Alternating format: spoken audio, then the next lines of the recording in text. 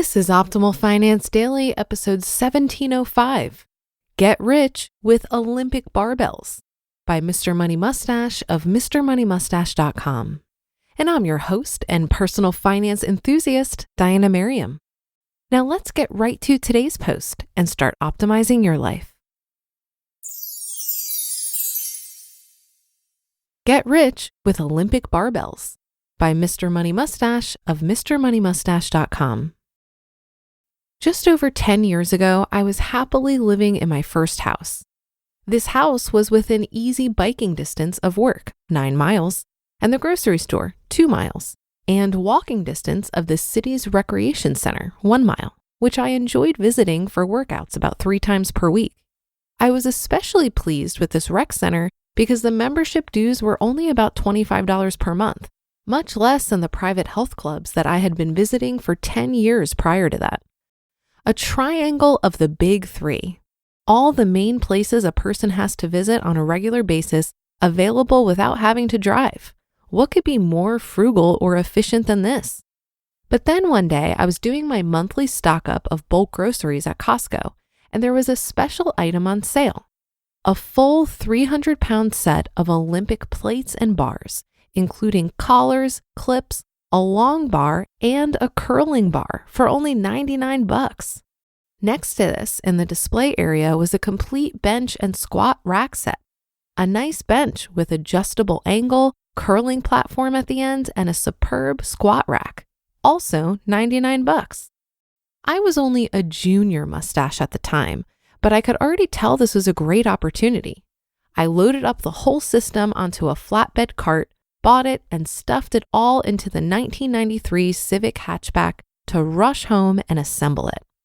Because of this $198 investment, I am almost $9,000 richer today, and probably a lot less flabby.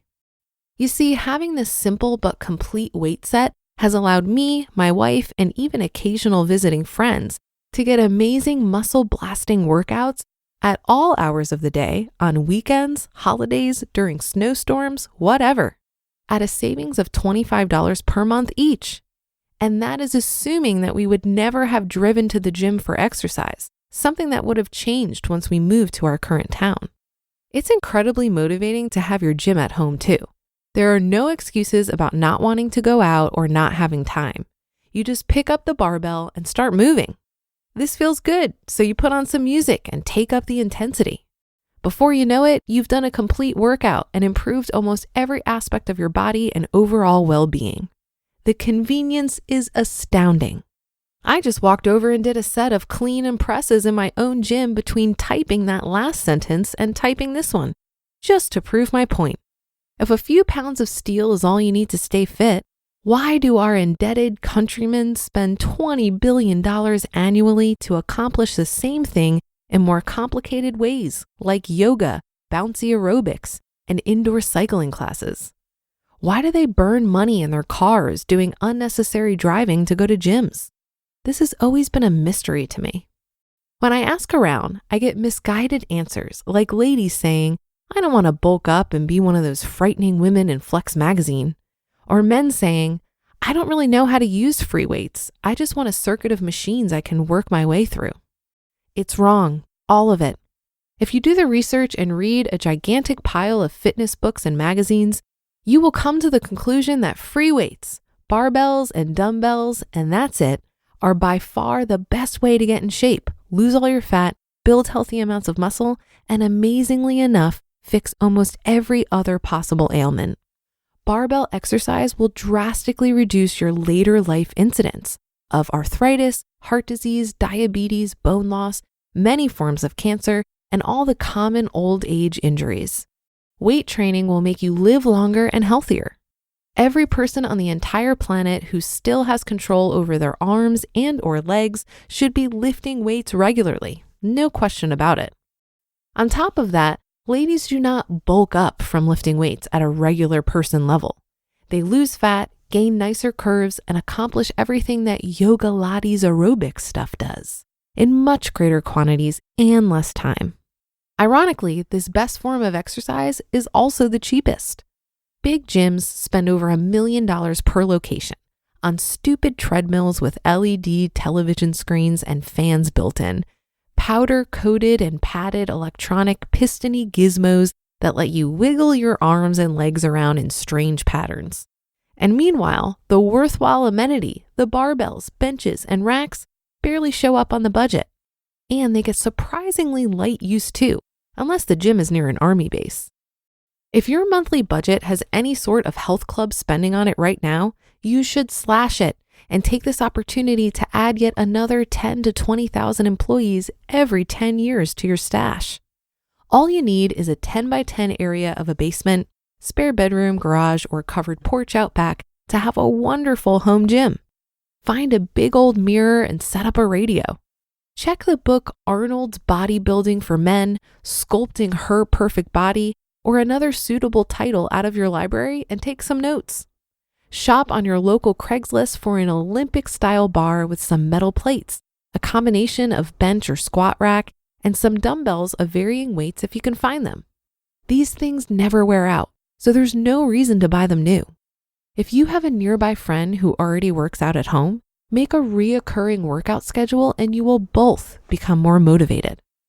If you're ready to get in shape but don't spend money on health clubs right now, the decision is more tricky because I don't want you to increase your spending just yet. You can start with free exercises like taking every staircase you can find, push-ups, and solo skipping in your driveway. And of course, biking. You are doing a lot of that now since I published the article, aren't you? Biking is perhaps the cornerstone of this whole operation and my whole plan to save the human race. If you can start using a bike regularly, all other life accomplishments will flow naturally from that skill, and you will join me and all the mightiest Mustachian eagles as we soar daily through the skies above the Grand Canyon. You just listened to the post titled, Get Rich with Olympic Barbells by Mr. Money Mustache of MrMoneyMustache.com. All around the world, tech companies are innovating and driving returns for investors. Our crowd analyzes companies across the global private market, selecting those with the greatest growth potential, then brings them to you. From personalized medicine to cybersecurity to robotics, quantum computing, and more. In state-of-the-art labs, startup garages, and anywhere in between, our crowd is identifying innovators so you can invest when growth potential is greatest, early. Our crowd's accredited investors have already invested over $1 billion in growing tech companies, and many of our crowd's members have benefited from over 40 IPOs or sale exits of portfolio companies. Today, you can invest in Intellect, whose transportation innovation could save the airline industry $3 billion a year. Intellect uses machine learning to improve safety, recognize hazards, and reduce delays. They're in use at major international airports, which serve over 100 million passengers annually. Invest today at our crowd. Invest in Intellect at OURCROWD.com/OFD. You can join our crowd for free at OURCROWD.com/OFD. Join the fastest growing venture capital investment community at ourcrowd.com/OFD. Dare I disagree with the bossy big brother of FI? I think what this article is missing for me is the acknowledgement that sometimes there's a trade-off between optimization and efficiency and the enjoyment factor. There are so many areas of my life where I have optimized from a cost perspective, and it coincidentally is also the superior option from an enjoyment perspective.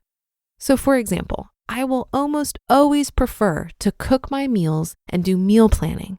It's more cost efficient, I enjoy the food more, it's healthier, and it scratches my itch for creativity. Same with clothing exchanges. I will always prefer to get hand-me-downs from friends over shopping for new clothes.